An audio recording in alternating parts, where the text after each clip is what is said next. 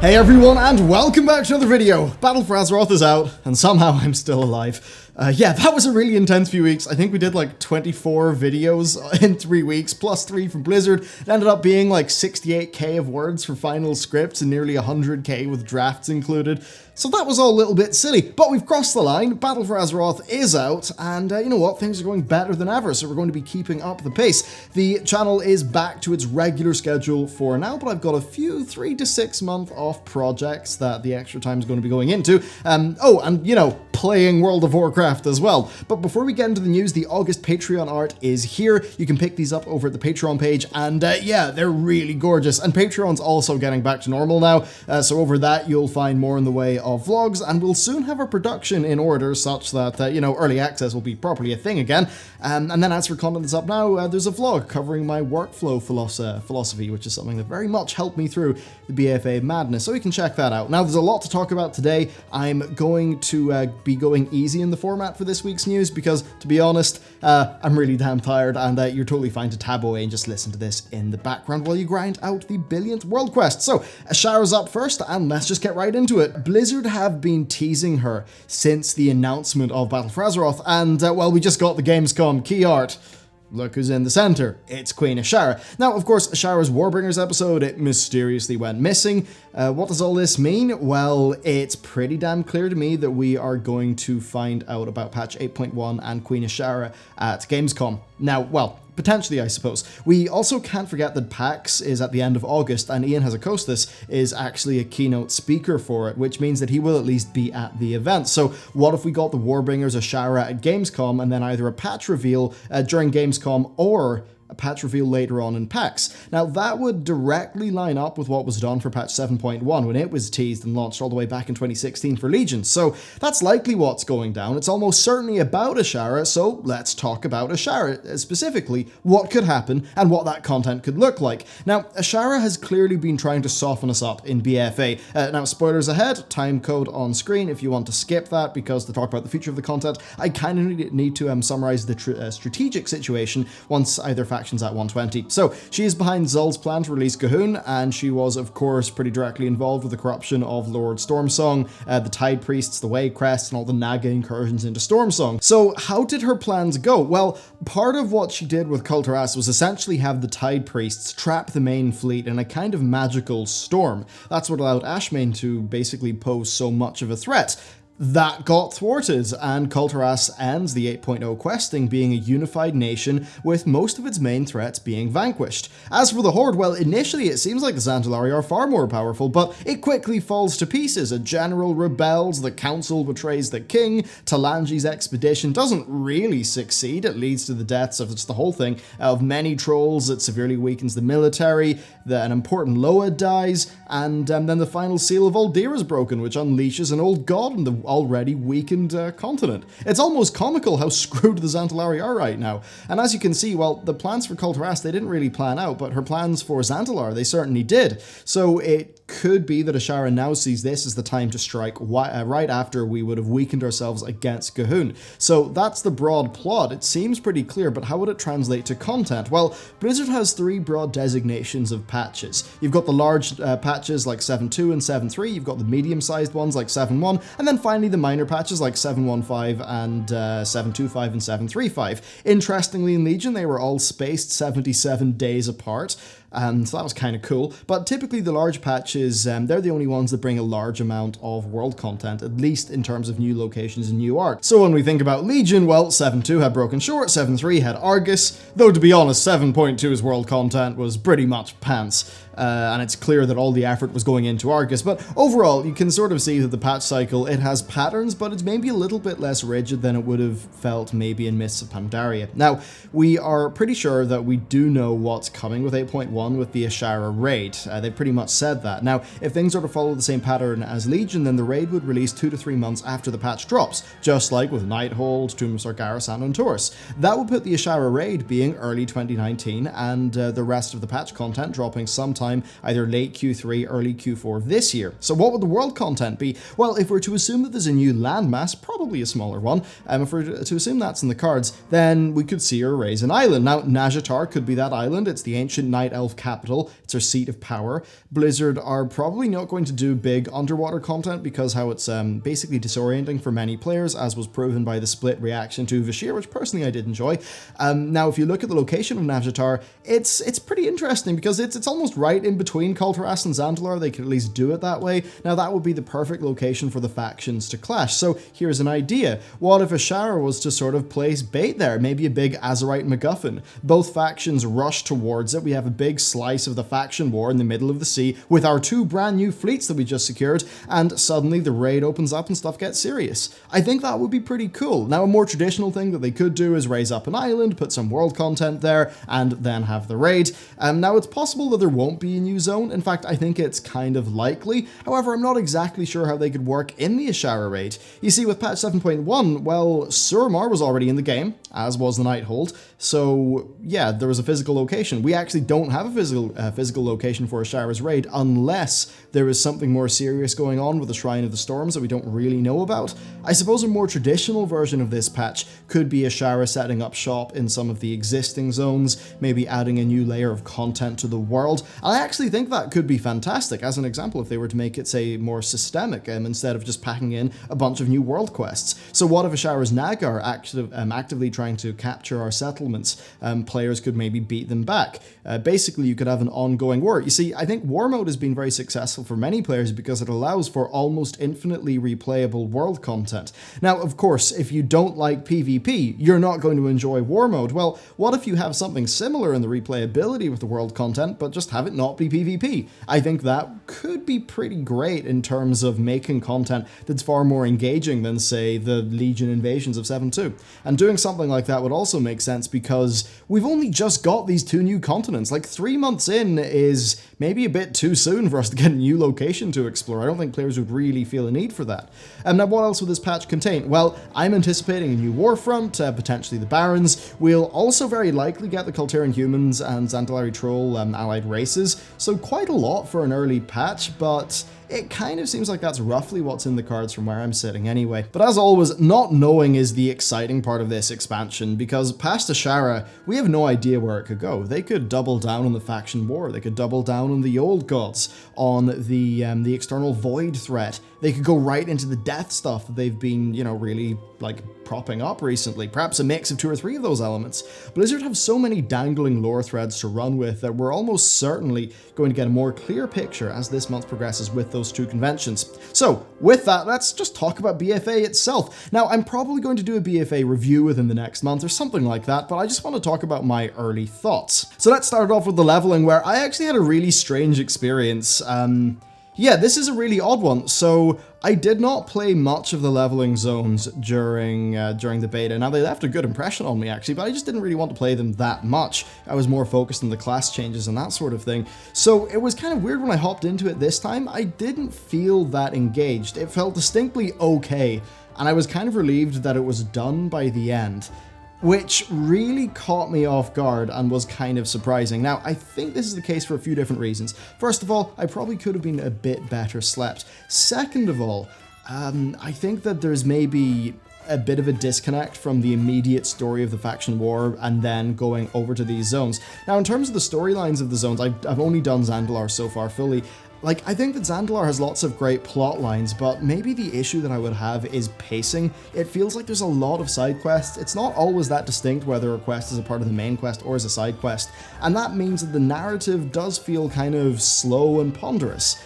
It's kind of less exciting than, say, Shadowmoon Valley, which I think is probably overall the best, the best leveling zone in the game, and had a really good It had a really good main quest line, but what was cool about it is that it also had really good, distinct, unique feeling side quests, and I think that's maybe the one issue that I would have. And broadly, what I've heard from people when I've asked for feedback is most people really enjoy the main storylines. The one consistent complaint, or point of criticism, I suppose, that I found from people is that the pacing feels a little bit all over the place in many of the zones. Stormsong's actually a great example of that, where many players, from people I've talked to personally, my own own thoughts from beta and just Twitter and stuff, like people have thought that Stormsong has this like awesome main quest, but then half the zone is just you and the Quillbore. Or not half the zone, that's silly, but you know, like the side quests sometimes just feel like a real kick in the pace. And yeah, so I think that the leveling's not particularly even in terms of it being good. I think it's perfectly okay, and I like the zones quite a lot, but there's just something I haven't been able to put my finger on as to why I have not particularly enjoyed the leveling this time round. And as I said, I did not play this content to death at all on beta, and the first time through, I wasn't running through going particularly mad. So yeah, odd thoughts on the questing, I suppose. I'm very interested to hear what you've got to say. It does seem like, from my perspective, I'm pretty sure I'm going to enjoy my full Kul'Tiras run a little bit more, because I do prefer the zones of Kul'Tiras, and it seems to have a main through line with the Jaina story that's really quite strong. So yeah, I don't know. I'm interested to hear what you've got to say in that. But anyway, I hit endgame. Or I hit 120, and that's actually where I started to have a lot more fun because it was getting into the game systems. Actually, one other thing about leveling that was a bit of a drag to me is the decrease in player power felt really bad this time around, like really bad. I just don't think it's great that in a game, as your character gets more powerful technically and that your level increases, that it should feel worse. So the big break point there, of course, was losing our losing our legendaries and all of that stuff. And once we hit 116, at that point you do feel a lot less powerful, but then as you hit 118, 119, your character begins to feel really slow as the ratings changes come in. And yeah, the last few levels felt kind of like a drag to me, but it was helped by, you know, I went to Nazmir at that point and I really enjoyed the zone of Nazmir, so that kind of fixed things up. But I think that's a bit of an issue for Blizzard to contend with, because one big bit of criticism, even about the new talent system, is that as you level up in World of Warcraft, you don't actually get much for leveling. And I suppose BFA is, it's like that, but even more so than normal, because not only do you fail to get new toys as you level up, you also get weaker. And I think that really hurts. Now, there's the other side to that. I hit endgame, and I'm now like item level 316, and I've been having a lot of fun. Right, so it's interesting, and that's a part of that's probably because I started off so weak. Now, what have I been doing? Well, I've been doing world quests. I've not been doing them exhaustively because, as I've said many times, I don't particularly enjoy world quest content, but I have been doing my emissaries and stuff like that. Now, the island expeditions are the one thing that have actually impressed me the most. Now, I haven't got onto the PvP ones recently. I saw a tweet from Asmongold, which seems to be in line with what I think, like, basically what I said I thought they would be like back in beta, but I never really got a chance to try them, and that's that once you throw balanced PvP into that system, it becomes really interesting. So I'm super keen to test that out. But even just doing a normal island expedition, I've been in a few teams that lost. Now, I was doing that at eye level 305, so like the bare minimum to getting into them. But it was still really cool that I was doing heroic content in World of Warcraft, and there was a very real chance of losing. There was actually times where, I think it was the Gnome team, where like the Gnome team were able to do decent damage against us. I was sitting there being like, what the hell? This is not supposed to happen. And that was really cool. Now, I've got a higher item level now. They do feel a little bit easier now, but that has been really good to hear. And then I've been talking to my friends who've been into the Mythic Island expeditions, and they've been properly challenging as well, to the point where the teams, like, they really have to think about what they're doing. That is so heartening to me. A part of me thinks that because there's no infinitely scalable difficulty system like Mythic Plus for this, that Blizzard have went a little bit in the higher end for the tuning, and that's a bit more of a brave decision than I honestly would have thought they would have made. I'm really impressed with it. As for the dungeons, I've been really enjoying them. I've actually not done a single dungeon as a DPS spec. I've been doing them all as Brewmaster. I love tanking. Just getting to tank in a new expansion with a new set of dungeons it's just a treat. I'm enjoying it so much. I've still got to do my run of mythics, and I know that is going to be a little bit more tricky, but I just want to do one or two, just get some more gear from other sources first. But yeah, I really like the new dungeons. I've seen a lot of complaints about trash and stuff. I kind of get that, though. That said, when I'm tanking, like, if I'm going fast, like a safe level of fast, the trash has not felt like a big problem to me. There's probably trash there for Mythic Plus reasons. I mean, these dungeons in general, they do feel a little bit more Mythic Plus friendly in terms of their design, which I think is something that's going to bear out quite well in the long run. So yeah, the dungeons for me are getting a big thumbs up. I'm just hopping in, doing dungeons, having a lot of fun. It's great. It feels like I'm back. So that's been really good. Now the next thing I'm going to do is hop onto an Alliance character, go through Cult of Ras, sort of get that firsthand, take it slow, enjoy it. And once that's done, probably I'll get into the Mythics and then do my review of the initial part of the expansion. So overall, like, it's kind of weird. My leveling thoughts are mixed. There's no beating around the bush. They are mixed. I think the zones have weak pacing and side quests that are uncharacteristically boring, especially in comparison to parts of Legion and actually Warlords of Draenor. So I definitely have mixed thoughts on the leveling process. That said, there's some very good storylines there as well. But now that I'm in endgame, I'm enjoying it quite a bit. Now, there is going to be a larger discussion about Azerite gear and all of that stuff that will pop up. So far, I'll say this about Azerite gear. Is putting a new bit of it on and, you know, doing the upgrades and choosing your path, is that fun? Yeah, it is. But the UI problem is really... Basically, managing your Azerite gear is really annoying because I'm going to be playing a tank and DPS on the same character. Now, and I suppose because so much of it is spec specific, everyone's going to have this problem where I anticipate having like 15 bits of Azerite gear for different builds in my bag, and there's no clear way to tell them apart based on the tooltips, or not the tooltips, the icons. So you're sitting there going around with tooltips, and to be honest, the UI really doesn't seem great for the Azerite gear, and it seems like the main reason why they've done it like that is... It's purely because they just want you to get loads of Azerite gear and have one per spec, instead of just have the Azerite gear unlock everything on it, because, well, realistically, I'm going to get like 3 bits of the same gear. They're each going to be specced out for each one of my 3 specs, and it just feels a little bit artificially lengthened. So yeah, definitely I'm critical of some of the UI and like the flow of the Azerite system. The upgrades are fun, but right now I am not convinced by just the user experience, how they work with your bags and the stuff like that. But still, that has only really existed to be a minor annoyance. There are parts of Azerite that I have liked. So like I've got one trait which means that if I use Blackout Kick, it charges up my Rising Sun Kick and it stacks up to 2 times. So I want to try to have 2 Blackout Kicks done before I Rising Sun Kick. Okay, that kind of feels like a proper bit of gameplay. I've got another one that, you know, if my Fists of Fury hits 4 targets, it gets, you know, I get a crit buff or something, which, you know, again, that's something that I can maybe try to use right in a fight, in the same way that a Shaman is maybe going to use Crash Lightning in a mostly single target situation, but they're going to use it in particular times where they can do a big cleave on it to just proc some of their various effects. So there are definitely like gameplay parts of the Azerite system that I like, and it's just that the UI and stuff seems really messy and not that nice. But that said, like, do I prefer this Azerite thing to having to get random legendaries? Yes, I do. I don't know. There's a bit of me that wouldn't be surprised if they made some changes to the UI flow of this as time goes on, because right now it does feel like the one part that's letting the system down.